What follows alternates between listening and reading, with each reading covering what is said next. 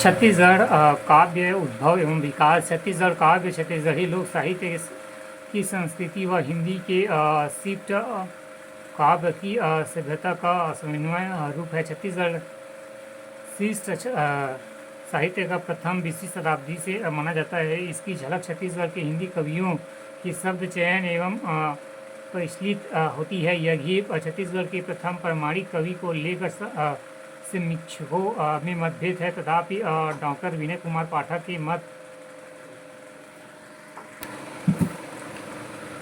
यह गीत छत्तीसगढ़ के प्रथम प्रामाणिक कवि को लेकर समीक्षकों में मतभेद है, तथापि डॉक्टर विनय कुमार पाठक के मत, जिनमें उन्होंने नरसिंह दास वैष्णव द्वारा लिखित शिवायन 1904 को इसकी उड़िया के साथ प्राप्त उनकी छत्तीसगढ़ी रचनाओं के आधार पर उन्हें छत्तीसगढ़ का प्रथम कवि माना है और को अधिकांश विद्वान स्वीकार करते हैं। छत्तीसगढ़ी के प्रथम कवि कौन? यदि लोक साहित्य की परंपरा को अगर अलग कर दिया जाए तो छत्तीसगढ़ी कविता का इतिहास 100 वर्षों से अधिक का नहीं है। छत्तीसगढ़ी कविता का प्रथम कवि कौन है?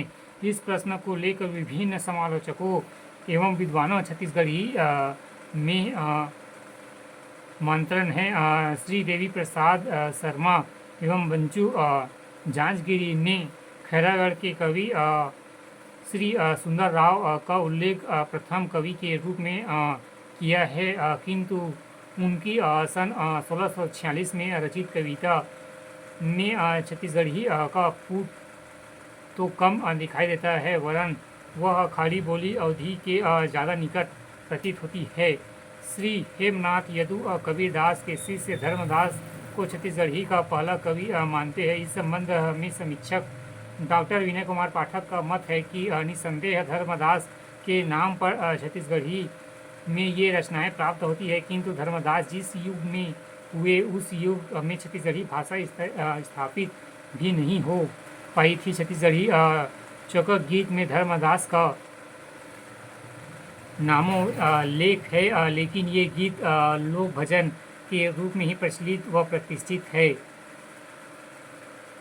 अनेक विद्वानों ने पंडित गोपाल मिश्र, श्री माखन मिश्र एवं बाबू रेवारास को छत्तीसगढ़ का प्रथम कवि निरूपित किया है, किंतु इस संबंध में डॉक्टर विनय पाठक का मत है कि यदि इन कवियों के कतिपय रचनाओं में छत्तीसगढ़ी का पूर्ण प्राप्त होता है, किंतु वे पूर्ण छत्तीसगढ़ी में रचित रचनाएं नहीं कही जा सकती है। रतनपुर के रीतिकाल कवि बाबू रेवाराम द्वारा रचित सिंहासन 32 में यह भी हमें छत्तीसगढ़ी के बीज देखने को मिलते हैं,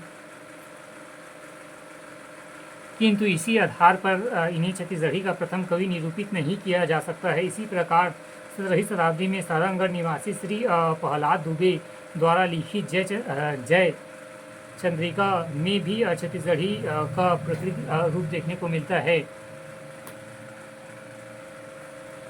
डॉक्टर नरेंद्र देव शर्मा ने छत्तीसगढ़ का प्रथम कवि पंडित सुंदरलाल शर्मा को निरूपित किया है, जबकि श्री नंद किशोर तिवारी ने पंडित लोचन प्रसाद पांडे को छत्तीसगढ़ काव्य का प्रथम प्रणेता बताते हैं। इसी अनुक्रम में ही दयाशंकर शुक्ल ने भी कविता कुसुम 1908 से 1909 में प्रकाशित पंडित लोचन प्रसाद पांडे की छत्तीसगढ़ी कविता को छत्तीसगढ़ी में प्रथम रचना माना है।